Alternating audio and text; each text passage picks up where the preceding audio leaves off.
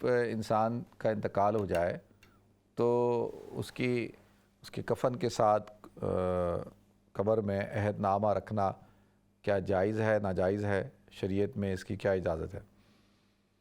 اچھا دیکھیں، پہلی بات تو یہ ہے کہ اگر تو یہ کوئی شرعی حکم ہوتا تو اللہ کے رسول صلی اللہ علیہ وسلم اس کو بیان کر دیتے کہ بھئی یہ شریعت کا حکم ہے۔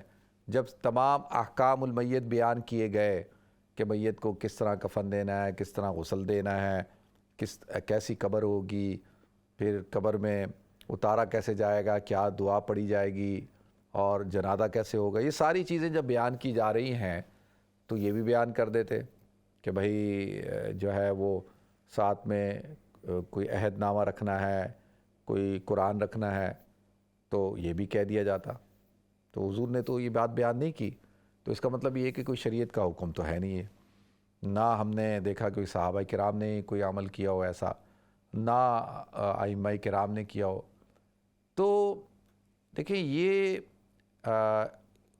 جب میت کے ساتھ آپ عہد نامہ، اس کے اندر کیا ہے؟ قرآنی صورتیں ہیں نا، اور دعائیں ہیں۔ تو اگر آپ وہ رکھتے ہیں تو مقصد کیا ہے؟ کیا آپ یہ سمجھتے ہیں رکھتے ہوئے کہ بھئی اس کی وجہ سے یہ شخص جو ہے اللہ کی پکڑ سے بچ جائے گا، سوال جواب سے بچ جائے گا، عذاب قبر اس کو پر نہیں ہوگا؟ یہ وجہ ہے، یہ لاجک ہے؟ کیوں؟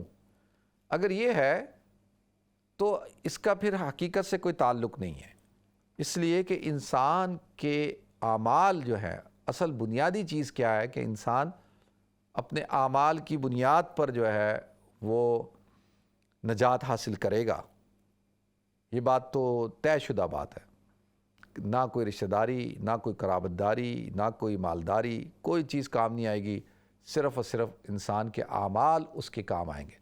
حضور نے فرمایا کہ میت کے ساتھ جو ہے 3 چیزیں جاتی ہیں، ایک چیز رہ جاتی ہے، 2 چیزیں واپس آ جاتی ہیں، اس کا مال اور اس کے عزیز و قارب وہ واپس، اور اعمال اس کے ساتھ باقی رہتے ہیں۔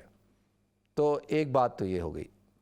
اگر تو نیک آدمی ہے تو اس کو تو ضرورت نہیں ہے، اگر گناہ گار آدمی ہے تو اس کے معاملات کو یہ عہد نامہ بچا نہیں سکتا۔